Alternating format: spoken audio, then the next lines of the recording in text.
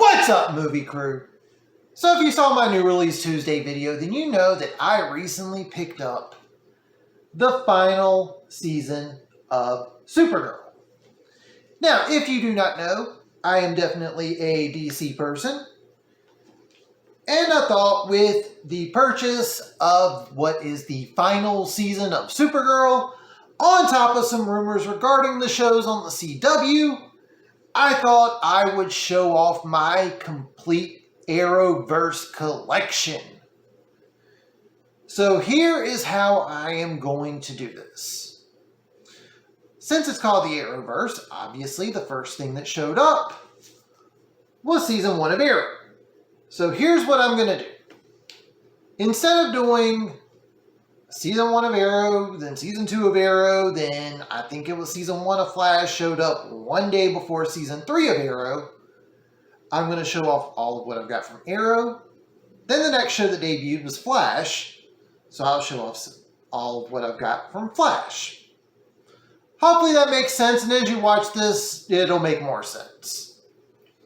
Without further ado, here is my complete Arrowverse collection. Arrow, Season 1. By the way, I know a lot of people praise this season. It's not as good as everyone says it is. Yes, the second half picks up. Those first 5 episodes are brutal to watch. Season 2 of Arrow. This, along with one of the other ones I will show later, are hands down the 2 best seasons of the entire Arrowverse.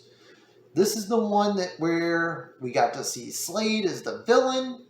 We got the introduction of Barry Allen, which eventually led to the Flash TV series. This season was great, and it was firing on all cylinders. Controversial opinion here, but Season 3 of Arrow. This one is actually better than what people say it is. Is it a great season? No, it ends horribly, especially given we went into this knowing that Season 4 was pretty much a guarantee at this point. But one of the reasons that I will say I like Season 3 more than some other people do, Stephen Amell's acting improved quite a bit between Season 2 and 3.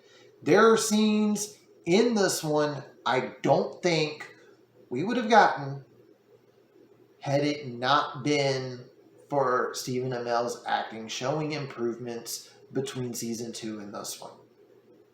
Simple as that.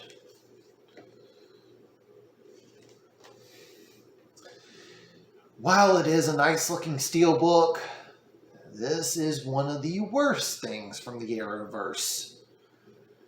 I love the steelbook. It looks great. Season 4 of Arrow is hot garbage.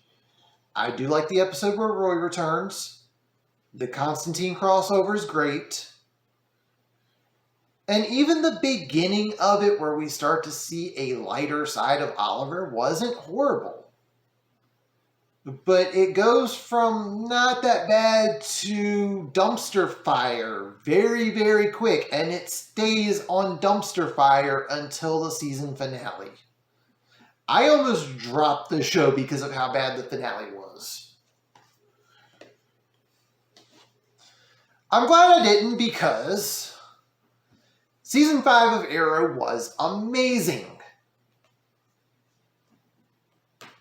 This right here was when we got Prometheus. This is when Arrow went back to being a darker show. We had episodes that focused mainly on Oliver instead of everyone else. And it had a really good finale. This was where they ended the flashbacks. I enjoyed this season quite a bit.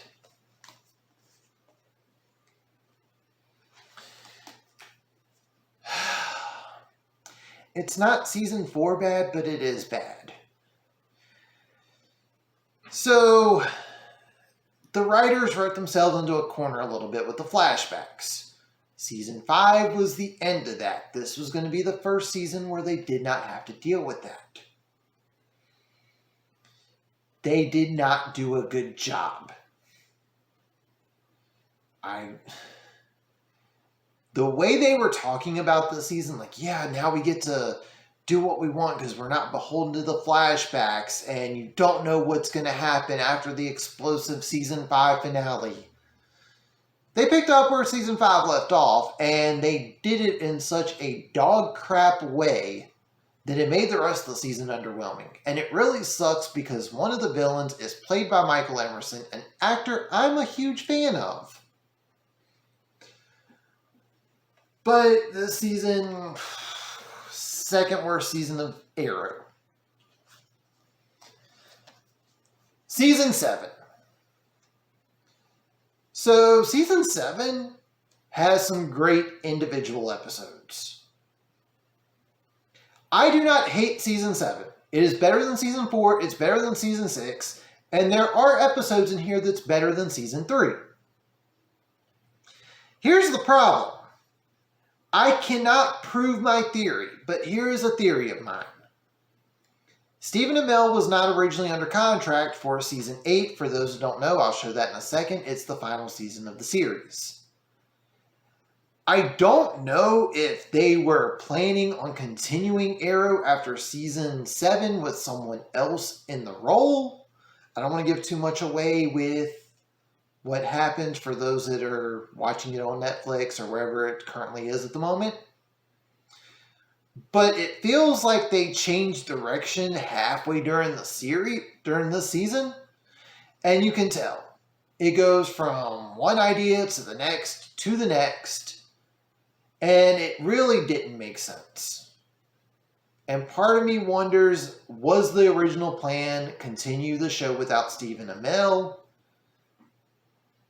And if so, what was the original plan?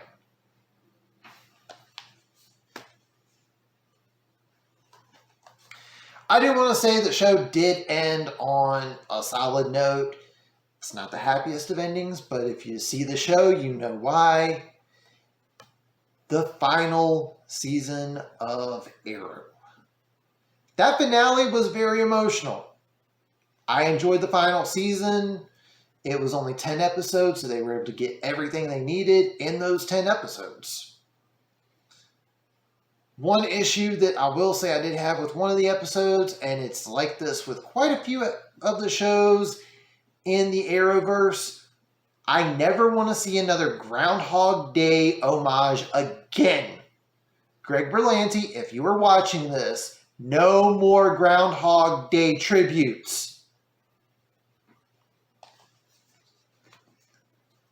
Alright, so like I said, Season 2 of Arrow introduced Barry Allen, played by Grant Gustin, which pretty much was all but guaranteed because of how well Arrow was doing for the CW. We were pretty much guaranteed this show from the get-go, and that is The Flash. Season 1 of Flash, along with Season 2 of Arrow, are the two best seasons of the Arrowverse. And I'm going to go one step further and say, as far as any of the comic book shows that have started since Arrow and Agents of S.H.I.E.L.D., Arrow Season 2, Flash Season 1, and on Marvel's side, Daredevil Season 1, are top-tier comic book TV shows. These three are head and shoulders above everything else. When this season was first on, I would live tweet the show with other fans, and when we got to the season finale, Tom Cavanaugh was stealing the show in his role to the point where I was not worried about tweeting about the finale because of how captivating Tom Cavanaugh was in his role.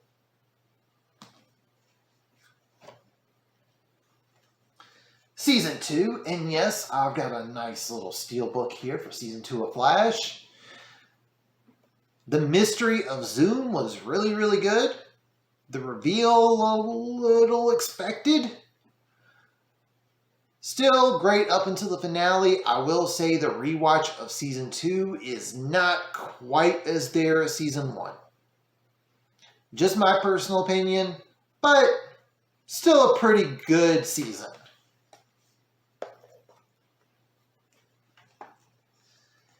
Season 3, where the villain, Savitar.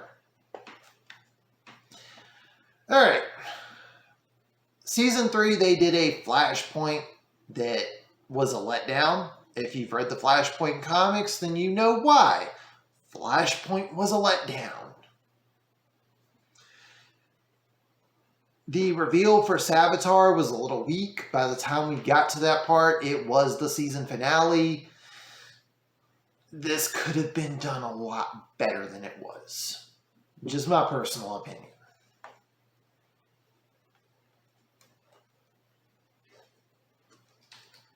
Season 4 of The Flash. This is the one that introduced the Thinker. The Thinker himself is a pretty interesting villain in Flash's Rogues Gallery. And they did the tagline on some of the commercials. The fastest man alive versus the fastest mind alive. But at the end of it, it was a little bit of a letdown. Some of the individual standalone episodes in this season are great. The backstory episode for the Thinker was really good. But the overall season, it wasn't horrible, but it could have been better. Simple as that.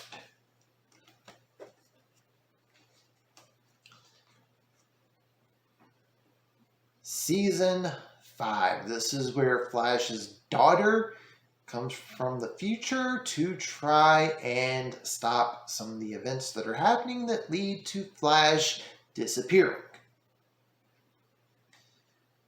Pretty much like Season 4, there are some really, really good standalone episodes in this season.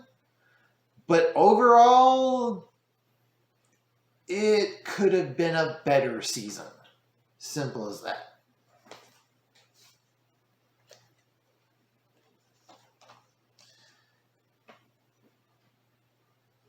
Season 6. And this was the one that was airing concurrently with Season 8 of Arrow. This is where we get Flash dealing with the aftermath of what happens to Oliver in the series finale of Arrow.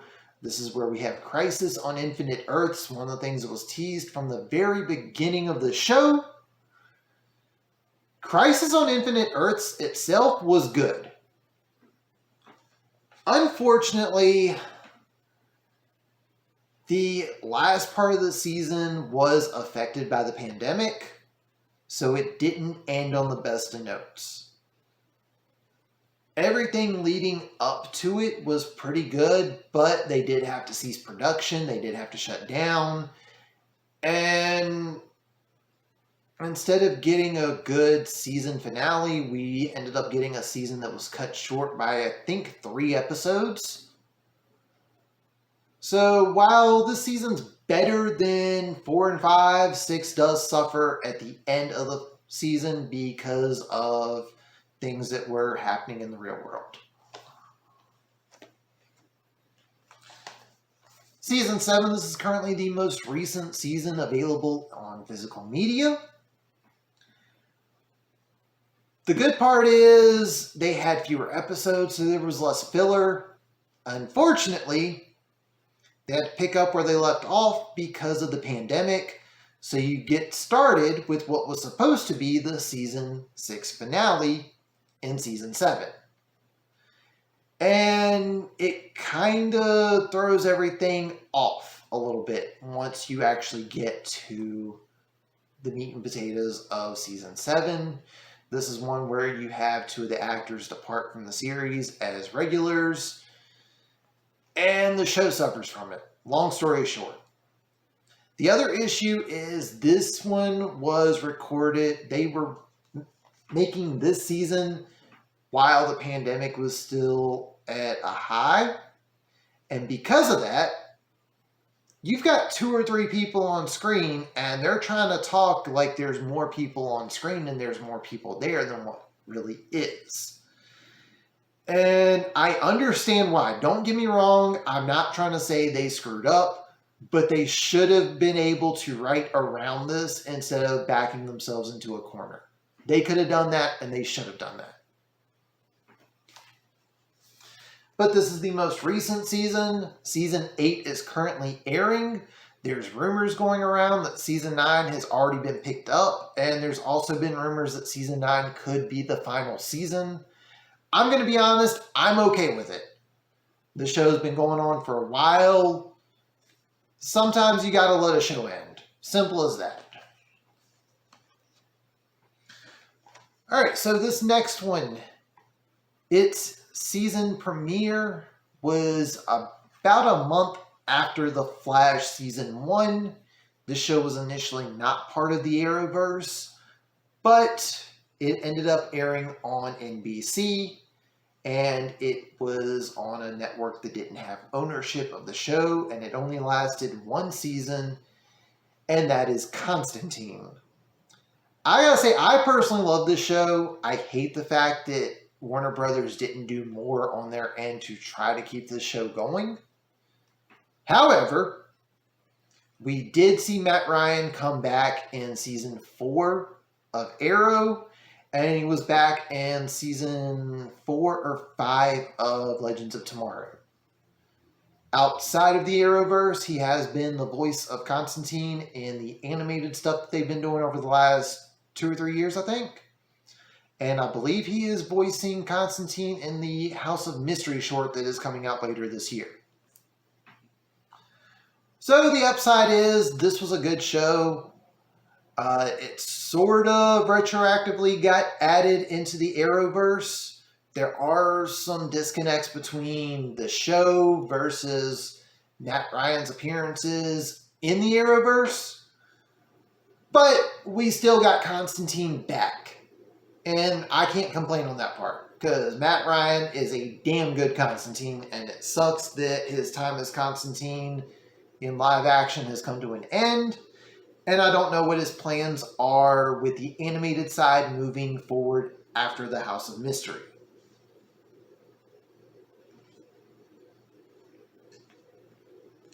So when The Flash debuted on the CW, it became the CW's top-rated show, replacing the former #1 show, which was Arrow. So Arrow and Flash at one point in time were the #1 and #2 shows on the CW, which encouraged the CW to take advantage of their streaming service, CW Seed. In there, we got an animated Arrowverse show turned movie, and that is Vixen. This started off as 2 seasons, 6 episodes each, where we got Vixen, who gets the help of Arrow and Flash, voiced by Stephen Amell and Grant Gustin. And the actress who voices Vixen, Megalyn E.K., did show up in Season 4 of Arrow, where Oliver said, "You can say that her and I had a very animated adventure last year." I do wish they would have done more with this version of Vixen, because I did like Megalyn's portrayal. Unfortunately, she ended up getting scooped up for another show, and that's how we ended up with the Maisie Richards Sellers version that's in Legends. But this is still a good watch, and I definitely recommend it.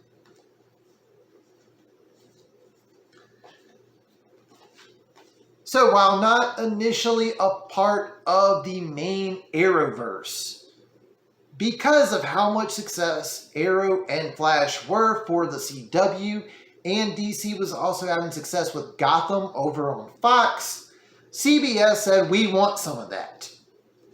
To which we got Supergirl. So the first season aired on CBS.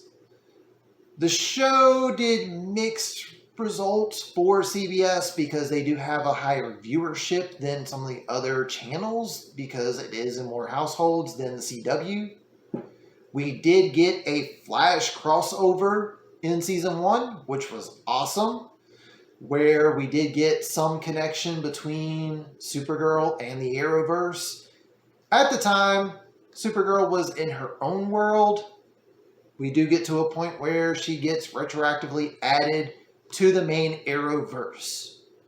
Season 1, it pretty much follows all the crime shows that are on CBS.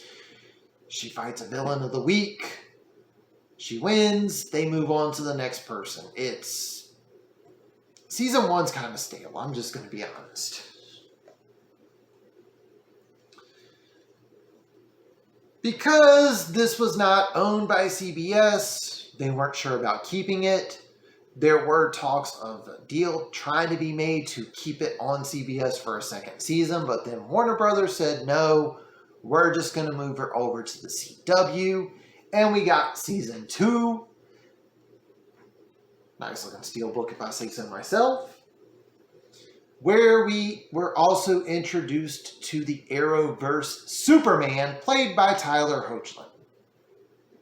Season 2 is definitely a huge step up from Season 1. Unfortunately, they did bring in a love interest for Supergirl at the end of Season 2, so while the first half of Season 2 is amazing, the second half focuses more on the relationship, and it makes the show suffer.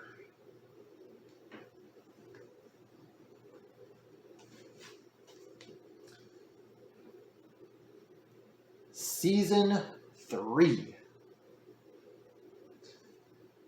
This one, they definitely go a little bit more into the Supergirl mythos. The main villain is a Supergirl villain, whereas Arrow and Supergirl were both borrowing villains from Batman and Superman for their shows. This one actually focuses on a Supergirl villain, and I think it's better off because of it. You've got connections that are already there. I think it made Season 3 one of the better seasons for this show.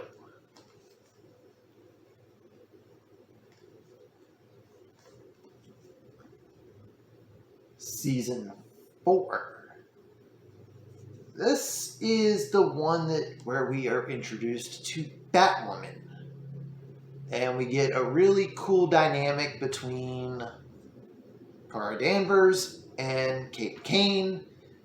Something we'll talk about a little bit later on. And this is the one that introduced Lex Luthor to the Arrowverse, played by Jon Cryer, who did amazing. Me personally, my favorite Lex Luthor portrayal is Michael Rosenbaum in Smallville. I'm going to put Jon Cryer at number 2.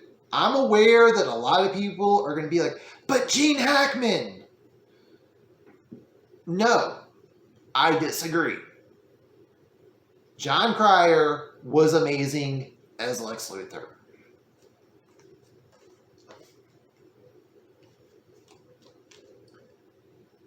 Season 5. This is where we are also introduced to the show now being fully embraced in the Arrowverse. Just like the other seasons before, though, that I mentioned with Flash, this was the season they were recording during the pandemic, and it suffers towards the end of the show. There's some really cool stuff that happens. There's some good standalone episodes, but that kind of hurt the show. And there was something else that happens in the next season that I will get to as well. Season 6 is the final season of Supergirl. Unfortunately, this show suffers from multiple things at the beginning. For starters, the pandemic was still happening, so you have a lot of scenes where there's only 2 or 3 people. Also, the first few episodes, Melissa Benoist, aka Supergirl, was pregnant. She can't be fighting crime while she's carrying a child. So because of that, we had a lot of episodes where she was barely in it. And when Supergirl isn't in Supergirl, it kind of hurt the show a little bit, because nothing against some of the other actors in the show, but a lot of them aren't as good of an actor or actress as Melissa. The last few episodes leading up to the finale, not bad, but I gotta say, overall, season 6 is a bit of a mixed bag for me.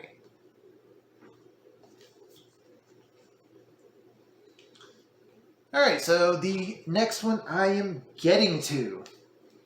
Because of the success of Arrow, Flash, not to mention, Season 3 of Arrow and Season 1 of Flash had the first ever Arrowverse crossover with Arrow vs. Flash.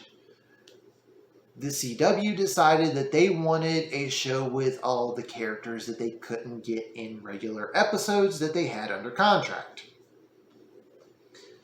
So, in 2016, this was a mid-season show. The same year we got Supergirl, and that is DC's Legends of Tomorrow. Season 1 focuses on them trying to stop Vandal Savage. You got various characters. You got Sarah Lance from Arrow. You've got Hawkgirl, who was introduced in Flash. You've got the Atom, who was introduced in Arrow. You've got Captain Cold, who was introduced in Flash. You got Heatwave. You got Firestorm. You've got various characters that were introduced in Arrow and Flash up until now, brought in by Rip Hunter. This, hands down, is my least favorite show in the Arrowverse. Season 1 had so much potential, and they wasted it. You have all these characters, but you have no budget, and you're using characters that have a lot of powers. Firestorm doesn't do anything like this at all during his time on the Wave Rider. Hawkgirl and Hawkman are barely showing off their wings in this show. Was not a fan. Still not a fan. I did give it a second chance, though, with Season 2. Season 2 is better than Season 1. That ain't saying much. This one, I believe, is the one where they focus with their Legion of Doom of sorts. It wasn't that good. They did not do a good job focusing on that. And this one doesn't have the box because I bought it used. It did not have the slit box. Same with Season 3. Season 3 is the season where I pretty much stopped watching this regularly and just started picking it up because it is Arrowverse. They introduced some more characters. I believe the Justice Society is introduced in either Season 2 or 3. They are there for all of 2 episodes. And this is also where they bring in another Vixen because they couldn't bring in Megalyn EK, who was attached to another show at the time.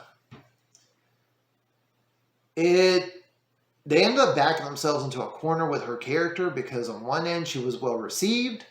On the other end, she's got to eventually go away and give birth to the Mari McCabe character. And they did not do a good job on writing her off. Season 4. Let's see. This is the one where they end up screwing up the time stream so much that the Time Bureau has to come after them. And again, I can't really say I'm a huge fan. I don't remember too much on this one, so I can't really speak on it.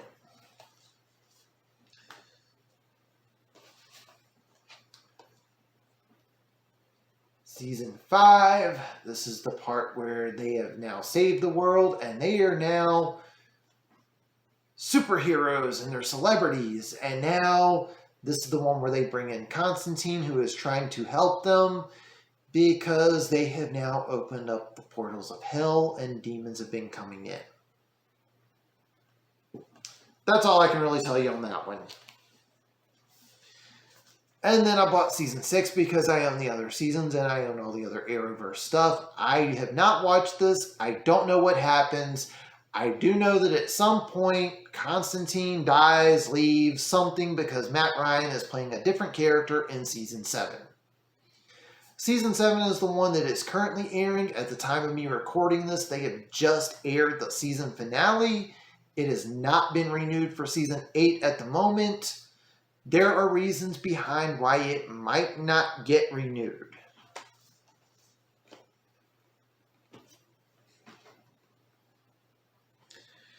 Alright, so after the success of Vixen, CW decided to do another animated series on CW Seed, and that is The Ray. So, The Ray, I have mixed feelings on for a lot of reasons. They brought in The Ray because he was part of the Crisis on Earth X crossover. Here's the problem. Animation takes a while to do. So they had a plan for this. The problem was the scripts changed for the live action show. So what happened on here was supposed to be able to coincide with what happens on the Crisis on Earth X crossover. But those changes were made and they could not do the changes to this because of how long it takes to do an animated series. Even for a 12-episode web series, they backed themselves into a corner. There's inconsistencies, making this a little more difficult to watch. On top of that, they were not able to get all the other people from the Arrowverse to come in to do voiceover roles because of contractual obligations. So you have different people voicing the characters on here. And it's difficult to watch because of that. If you're to watch this as its own thing, it's not bad. But because it is supposed to be part of the Arrowverse, they screwed it up.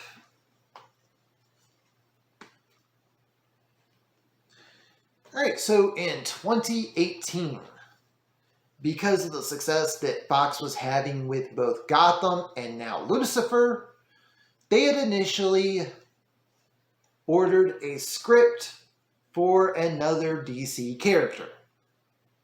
Unfortunately, this was the time when Fox was in the negotiations to get purchased by Disney.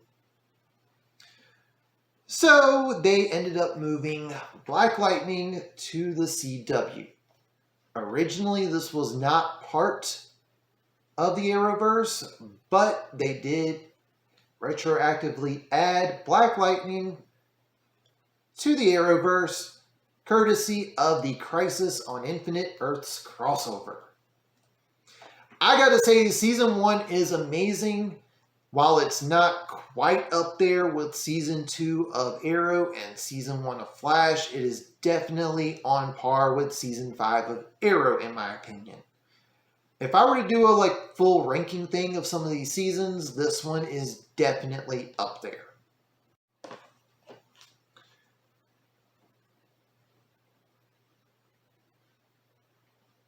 Season 2 of Black Lightning.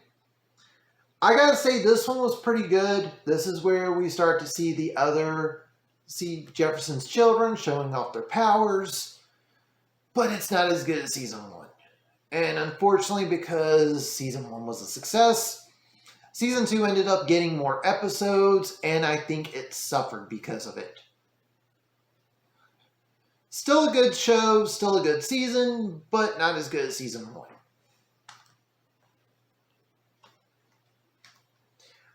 Season 3. Luckily, like Arrow Season 8, this was able to get fully finished up before the pandemic got bad, so they were able to do everything they needed to make this season a solid one.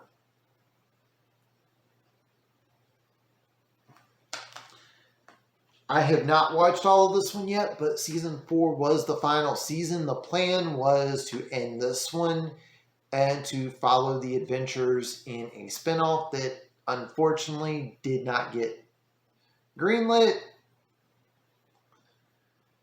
It does give decent closure to some of the characters.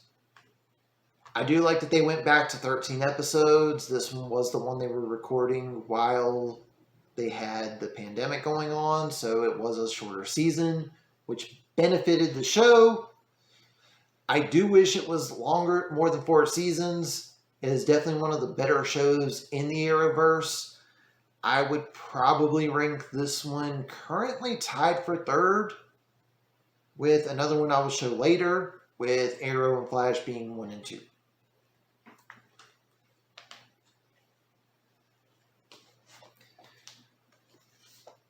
They had a 3-episode crossover one season titled Elseworlds, as a little tribute to the comic book series that DC did back in the day, where they would do these parallel world situations.